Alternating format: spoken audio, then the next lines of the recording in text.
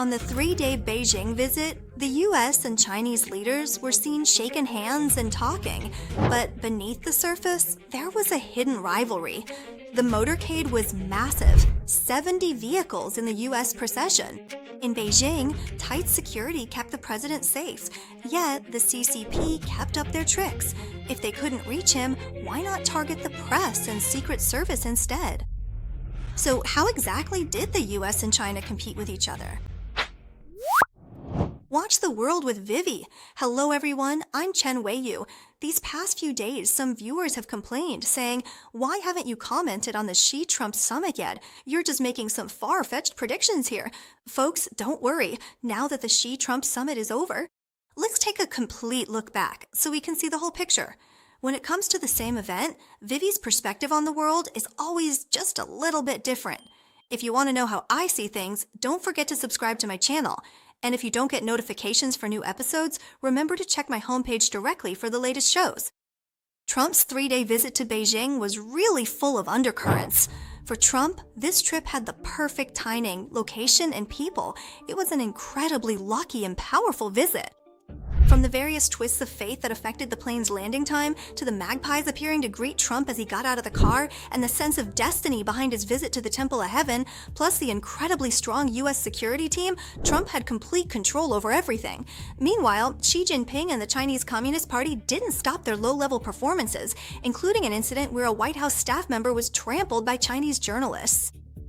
Secret Service agents and American journalists were locked in a small, dark room. U.S. reporters were banned from returning to the presidential motorcade. Journalists were restricted from using the restroom. Their water bottles were confiscated, and they weren't even given bottled water, among other things.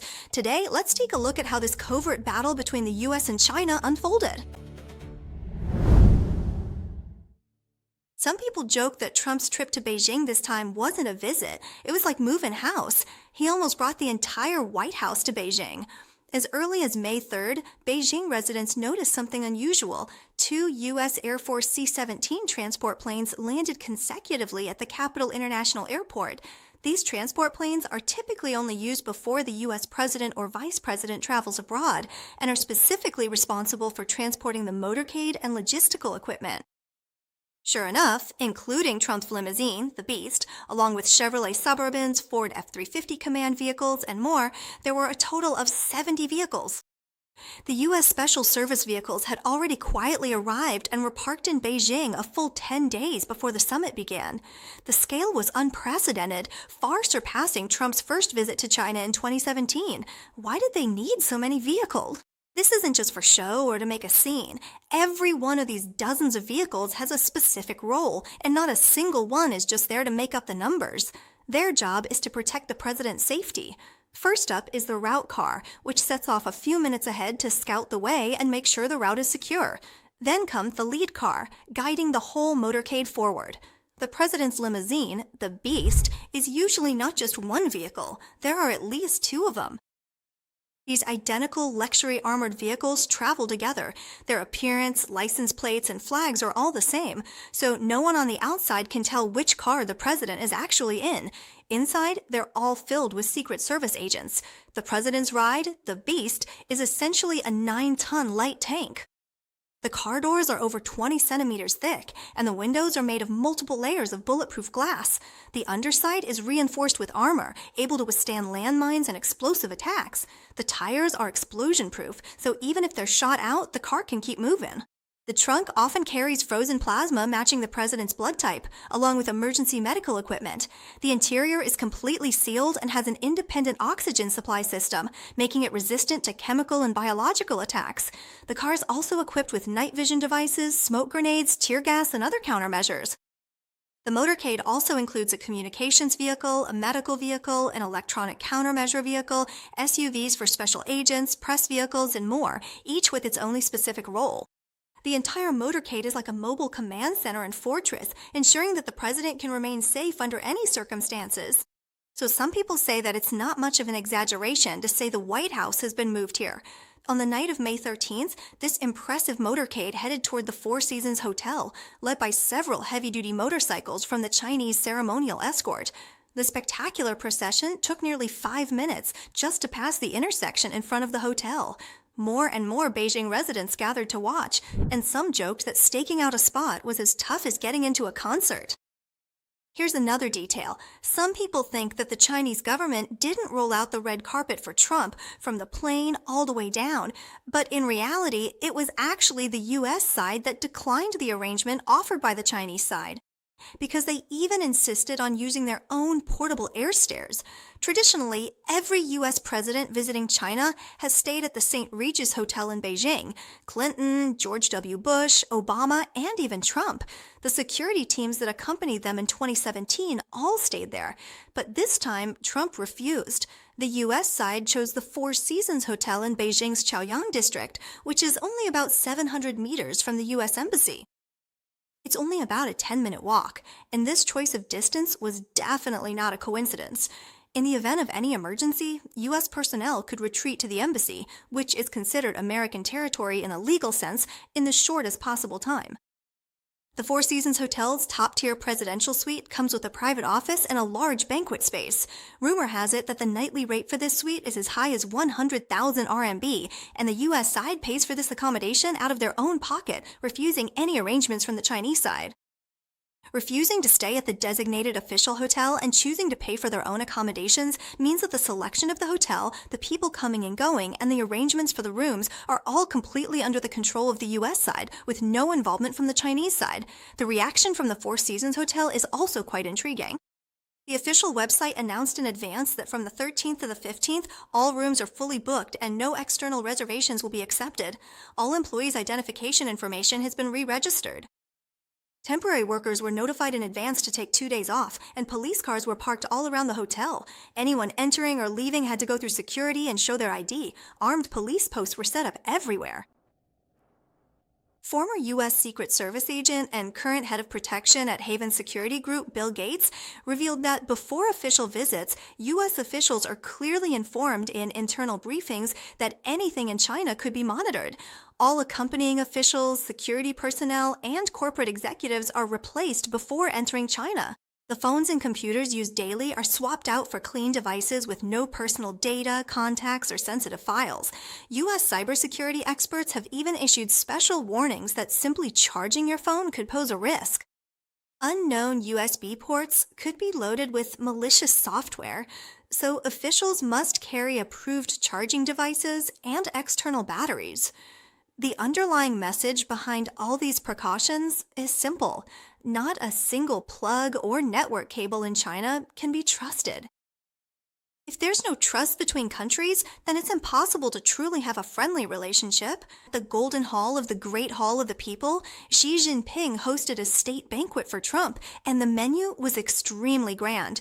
It included tomato Boston lobster soup, crispy short ribs, Peking duck, slow-braised salmon with mustard sauce, pan-fried buns, tiramisu, and more. Clearly, the Chinese side had studied Trump's tastes in advance and carefully designed the menu to bridge Chinese and Western styles. The military band at the event performed 12 pieces, and the grand finale was none other than Trump's campaign anthem. Xi Jinping even prepared this song just to make Trump happy. However, right in the midst of this lavish hospitality, a sharp-eyed reporter noticed a detail that was widely circulated. Xi Jinping's wine glass was handed to him by a Chinese server, while Trump's wine glass was delivered by a member of his own American entourage. 2 glasses, 2 separate service systems, clearly distinct at the same state banquet table. There are 2 reasons behind this. The first is that, as everyone knows, Trump doesn't drink at all. His older brother died at 43 due to alcoholism. Since then, Trump is stayed away from alcohol for life. At the state banquet, the Chinese side prepared Great Wall Cabernet Sauvignon and Changyu Reserve Chardonnay. Trump wouldn't touch any of it. The American side brought their own non-alcoholic beverages, which were handed to him personally by his staff, never passing through Chinese hands at any point.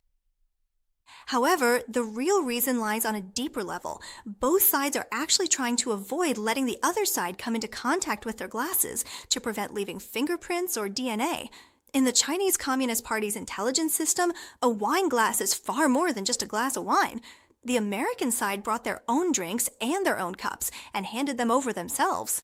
That basically cuts off this potential channel for gathering information, quietly severing it amid the toasts and exchanges at the state banquet. Bringing your own wine glasses can be seen as the most straightforward declaration of distrust toward the Chinese Communist Party, and at this most diplomatic of occasions, it was a silent slap in the face for Xi Jinping. At 2:30 p.m. on May 15th, Trump boarded Air Force One, preparing to leave Beijing and return to the U.S. Just a few minutes before boarding, the last and most intriguing detail of this visit took place. New York Post reporter Stephen Gutting, who was traveling with the delegation, posted about it on social media platform X. Before boarding Air Force One, U.S. staff collected all items distributed by Chinese officials, including press credentials, delegation badges, and the disposable phones issued by the White House. Everything was thrown into the trash can at the bottom of the boarding stairs. Gutting wrote that no items from China were allowed on the plane and that they were about to take off for the United States. This detail quickly set off heated discussions online. Netizens pointed out bluntly that no matter how friendly things may seem on the surface, it doesn't change one fact. The United States considers China the top cyber threat environment. Any Chinese items could potentially have listening devices, tracking chips, or malicious software embedded in them. When they arrived, they switched out all their devices, and when they left, they threw away everything that had come into contact with the Chinese side. This is a complete closed loop. From the very first step onto Beijing soil to the last step leaving Beijing, the Americans wiped out every possible point of contact that could be infiltrated by the Chinese Communist Party. That trash can at the bottom of the airplane stairs was the final period to this moving house-style visit. In the end, everything about the Chinese Communist Party is only fit to be thrown into the trash bin of history. But faced with the Americans' airtight security, the CCP wasn't just going to sit around. If they couldn't mess with the president, couldn't they at least mess with the accompanying journalists and Secret Service agents? On the surface, this looked like a summit with a friendly atmosphere, but while Trump and Xi Jinping were shaking hands, posing for photos, and walking side by side through the Temple of Heaven, there was another battle playing out behind the cameras. Reporters from the New York Post, who were traveling with the delegation, documented everything. Even Brett Ratner's photographer, who was there for rush hour, captured these clashes on camera. Afterward, a member of the U.S. delegation angrily said it was nothing short of a farce. The first flashpoint? White House staff were trampled. The first incident happened during the morning at the China-U.S. Association event. It happened during the bilateral talks. A swarm of Chinese journalists rushed in to get shots, and in the chaos they knocked over a female White House staffer who was handling preparations, and she was then trampled by the crowd. Fortunately, her injuries were not serious. She was just frightened and suffered some scrapes. But this incident made the American side extremely angry, and they loudly protested the Chinese media's out-of-control behavior right on the spot. Saying that Chinese journalists swarmed in makes it sound simple, but at a summit of this level, every person entering the venue has already been vetted by the Chinese side. This kind of chaos is nothing more than organized disorder. The second point of conflict was that Secret Service agents were asked to surrender their weapons at the Temple of Heaven. The second incident occurred during the afternoon visit to the Temple of Heaven, when Chinese security personnel refused to allow members of the Presidential Press Corps and Secret Service agents carrying weapons to enter the security-controlled area. But carrying weapons is actually standard operating procedure for the Secret Service when protecting the traveling press. This is definitely not a misunderstanding. Secret Service agents carrying firearms while on duty is a diplomatic practice recognized worldwide. Any country hosting the U.S. president is well aware of this. But the Chinese side insisted on setting up a checkpoint here, demanding that weapons be surrendered, which led to a standoff at the scene.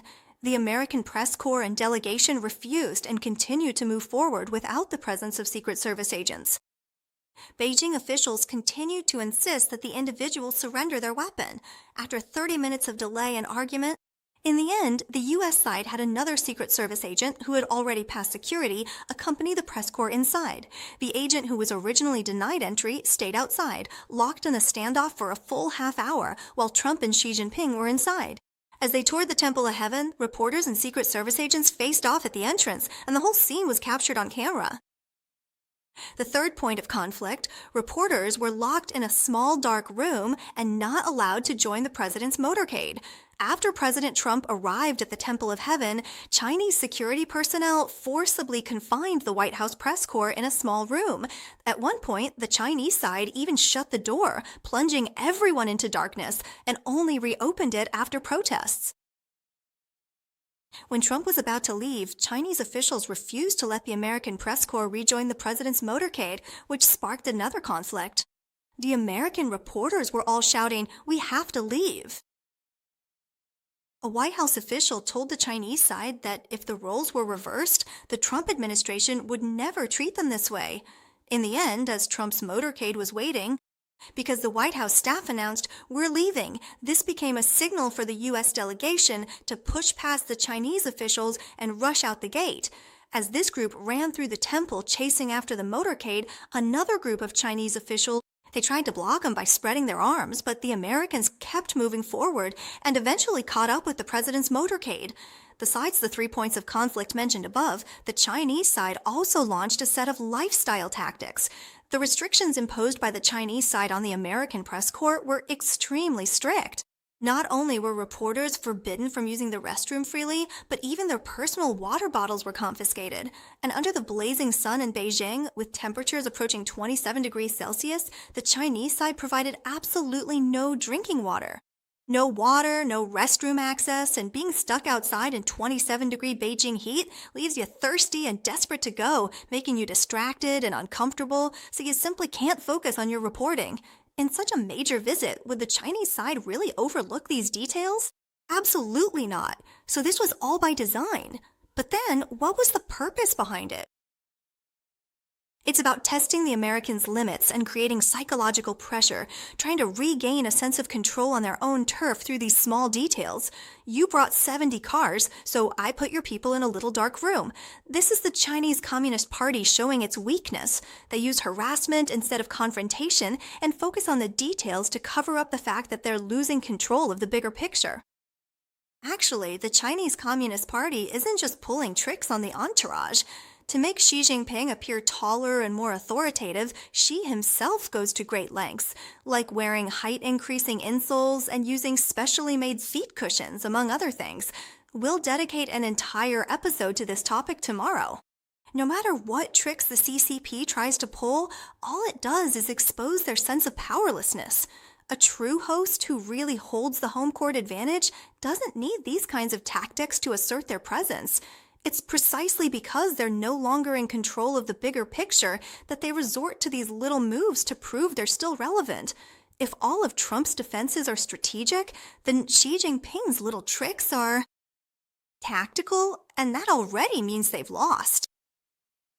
Actually, we haven't finished today's topic yet because this episode's a bit long.